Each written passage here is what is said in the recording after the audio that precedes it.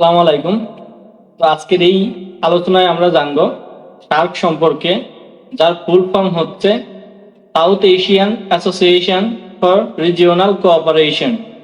বিশ্বের বিভিন্ন দেশে, যেমন ইউরোপে ইউরোপীয় ইউনিয়ন, আফ্রিকাতে আফ্রিকান ইউনিয়ন, বিভিন্ন সংস্থা থাকলেও বা বিভিন্ন জোট থাকলেও আমাদের এই দক্ষিণ এশিয়াতে কোনো আঞ্চলিক সংস্থা ছিল না। এরই পরিপ্রেক্ষিতে আমাদের এই অঞ্চলে বিভিন্ন বৈষম্য বিদ্যমান ছিল, অর্থনৈতিকভাবে এরা পিছিয়ে পড়ে। সর্বপ্রথম বাংলাদেশের সাবেক রাষ্ট্রপতি জিয়াউর রহমান 1980 সালে এই সার্ক গঠনের জন্য প্রস্তাব দেন।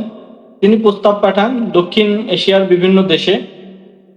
পরবর্তীতে 1983 সালে ভারতের দিল্লিতে পররাষ্ট্র মন্ত্রীদের একটি বৈঠক হয়, যে বৈঠকে সার্ক গঠনের সিদ্ধান্ত নেওয়া হয় এবং 1985 সালের 8ই ডিসেম্বর বাংলাদেশের ঢাকাতে একটি সম্মেলন অনুষ্ঠিত হয়। সেই সম্মেলনে সার্ক গঠিত হয়। এই 7টি দেশ এই সার্ক গঠনের সাথে ইনভলভ থাকার কারণে এই 7টি দেশকে একসাথে বলা হয় প্রতিষ্ঠাতা সদস্য। শুধুমাত্র সার্কভুক্ত যে দেশ আফগানিস্তান, সেই আফগানিস্তান এর মধ্যে ছিল না। তো সার্কভুক্ত যে দেশ আছে তার মধ্যে 3টি দেশ আছে হচ্ছে স্থলবেষ্টিত, যার কোনো জলসীমা নেই। এর মধ্যে আছে হচ্ছে আফগানিস্তান, নেপাল এবং ভুটান। আর বাকি যে 5টি দেশ আছে, পাকিস্তান, ইন্ডিয়া, বাংলাদেশ, শ্রীলঙ্কা এবং মালদ্বীপ, প্রত্যেকেরই জলসীমা আছে। এই সার্কভুক্ত দেশের প্রত্যেকটি রাজধানীর নাম জানাও আমাদের জন্য গুরুত্বপূর্ণ। যে আফগানিস্তান এর রাজধানীর নাম হচ্ছে কাবুল, পাকিস্তানের রাজধানীর নাম হচ্ছে ইসলামাবাদ, ইন্ডিয়া নিউ দিল্লি, মালদ্বীপ এর রাজধানীর নাম হচ্ছে মালে, শ্রীলঙ্কা যার রাজধানীর নাম হচ্ছে কলম্বো, ভুটান যার রাজধানীর নাম হচ্ছে থিম্পু, আর নেপালের হচ্ছে কাঠমান্ডু।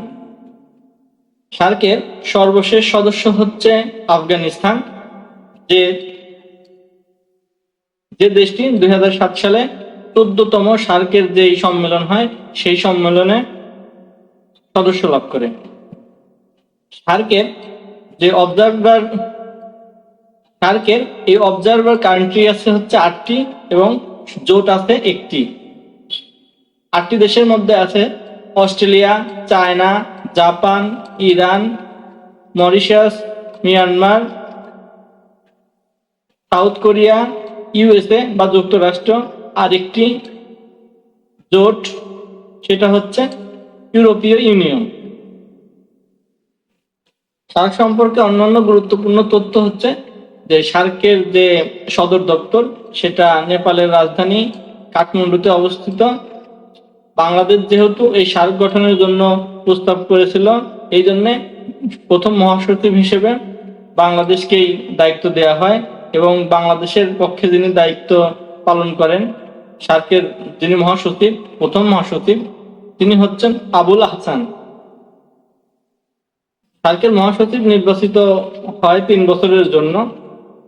সার্কের সার্কের প্রথম নারী মহাসচিব হচ্ছেন ফাতিমা দিয়ানা সাইদ।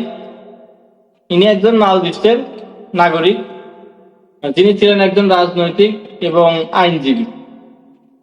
সার্কের সর্বশেষ যে সম্মেলন, সেই সম্মেলনটি অনুষ্ঠিত হয় হচ্ছে 2014 সালে নেপালে। এর পরবর্তীতে সার্কের সম্মেলন হওয়ার কথা ছিল পাকিস্তানের ইসলামাবাদে 2016 সালে, এবং এই সম্মেলনটি ছিল 19তম সম্মেলন। তখন ভারত এবং পাকিস্তানের মধ্যে দ্বন্দ্বের কারণে এই সম্মেলনটি হয়নি। ভারত এবং বাংলাদেশ এই 2 দেশ সম্মেলনে প্রথমে অংশগ্রহণ করতে অস্বীকৃতি জানায়। পরবর্তীতে নেপাল, ভুটান এরাও অস্বীকৃতি জানালে এই সম্মেলনটি আর হয়নি। এখানে একটা কথা বলে রাখা ভালো যে সার্কের সম্মেলন হতে হলে প্রত্যেকটি দেশের অংশগ্রহণ প্রয়োজন। এখন আসুন আমরা সার্কের বিভিন্ন যে সংস্থা আছে সেই সংস্থা সম্পর্কে জানি। সার্ক বিশ্ববিদ্যালয়, যেটাকে আমরা বলি হচ্ছে সাও বা সাউথ এশিয়ান ইউনিভার্সিটি, এটি অবস্থিত ভারতের নয়াদিল্লিতে। সার্কের সাংস্কৃতিক কেন্দ্র অবস্থিত শ্রীলঙ্কাতে, সার্ক কৃষি বিষয়ক কেন্দ্র বাংলাদেশের ঢাকাতে, দুর্যোগ ব্যবস্থা কেন্দ্র ভারতের গুজরাটে, মানব উন্নয়ন কেন্দ্র পাকিস্তানের ইসলামাবাদে, আর সার্ক তথ্য কেন্দ্র নেপালে অবস্থিত।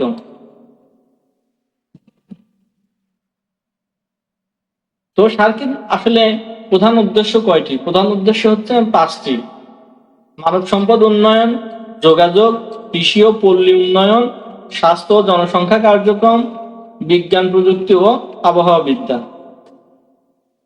সার্ক রিলেটেড আরো 2টি চুক্তি স্বাক্ষরিত হয়। প্রথম চুক্তিটি স্বাক্ষরিত হয় 11 এপ্রিল 1993 সালে বাংলাদেশের ঢাকাতে। সেই চুক্তিটির নাম হচ্ছে সাপটা। তার ফুল ফর্ম হচ্ছে সার্ক প্রেফারেন্সিয়াল ট্রেডিং এগ্রিমেন্ট, এবং এই চুক্তিটি কার্যকর হয় 7 ডিসেম্বর 1995 সালে। এই চুক্তিটির উদ্দেশ্য ছিল যে সার্কভুক্ত যেই দেশগুলো আছে সেই দেশগুলোর মধ্যে অগ্রাধিকার ভিত্তিতে শুল্ক কমিয়ে বাণিজ্য সম্প্রসারিত করা। এরপরে 2004 সালে জানুয়ারি মাসে পাকিস্তানের ইসলামাবাদে আরেকটি চুক্তি স্বাক্ষরিত হয়, যেই চুক্তিটির নাম হচ্ছে সাফটা, যার ফুল ফর্ম হচ্ছে south Asian free trade area. আর এই চুক্তিটির মূল উদ্দেশ্য ছিল যে এই চুক্তিভুক্ত যে দেশগুলো আছে সেই দেশের মধ্যে মুক্ত বাণিজ্য সম্প্রসারণ করা, অর্থনৈতিক যে বৈষম্য তা দূরীভূত করা। তাহলে এই সাপটা এবং সাফটা এই দুইটার মধ্যে পার্থক্য কি? পার্থক্য হচ্ছে যে সাপটা যে প্রেফারেন্সিয়াল ট্রেডিং বা অগ্রাধিকারের ভিত্তিতে বাণিজ্য প্রসারণ করা, আর সাফটা বা south Asian free trade area এই চুক্তিটি কাজ করে হচ্ছে মুক্ত বাণিজ্যের উপর ভিত্তি করে, অর্থাৎ যেখানে কোনো শুল্ক থাকবে না। এই ছিল আমাদের ক্লাসটি। আপনাদের কেমন লাগলো তা কমেন্টে জানাবেন। সবাই ভালো থাকবেন। আল্লাহ হাফেজ।